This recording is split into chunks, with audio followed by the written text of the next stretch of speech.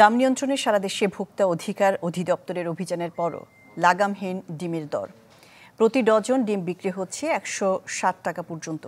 বৃষ্টির অজুহাতে বাড়তি সবজির দামও।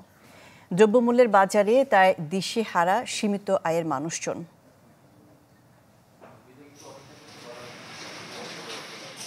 যখন যে নিত্যপণ্যের দাম বাড়ে টনক নড়ে ভোক্তা অধিদপ্তরের।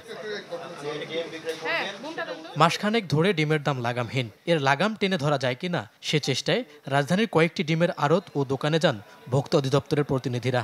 কেনার রসিদ না থাকা ও বাড়তি দামে বিক্রি করায় কয়েকজন দোকানিকে করা হয় জরিমানা।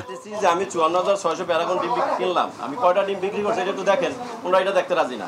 যে মূল্য তালিকা প্রদর্শন করেছেন 10 টাকা 80 পয়সা প্রতি পিস লাল ডিম, কিন্তু উনি এই মূল্য অতিক্রম করে 10 টাকা 90 পয়সা দরে ডিম বিক্রয় করেছেন। সেই প্রমাণ আমরা ওনার ভাউচারে পেয়েছি এবং সেই প্রেক্ষিতে ওনাকে 10 টাকা জরিমানা আরোপ আদায় করা হয়েছে।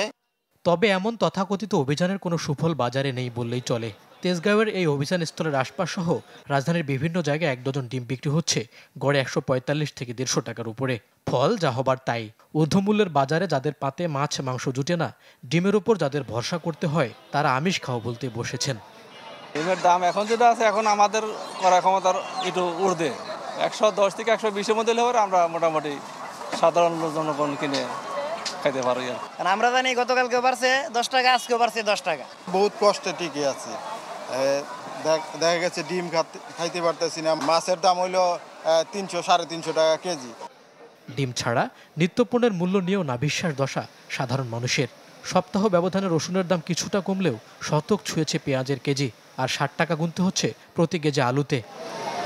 আমাদের চলে আসলে লোন করে, মানে মাসের প্রথমে আমরা কিস্তি মিস্তি শোধ করে ফেলি, পরে লোন করে চলতে হয়। তারপর না চলে তো উপায় নেই, মেনে তো নিতে হইতেছে। তাছাড়া কি কেউ কোনো প্রতিবাদ আছে? কিছু তো নাই, সব নীরব।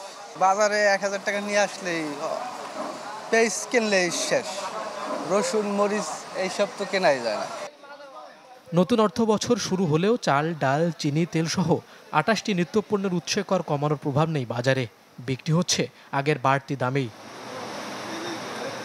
মইনুল হাসান, চ্যানেল 24, ঢাকা।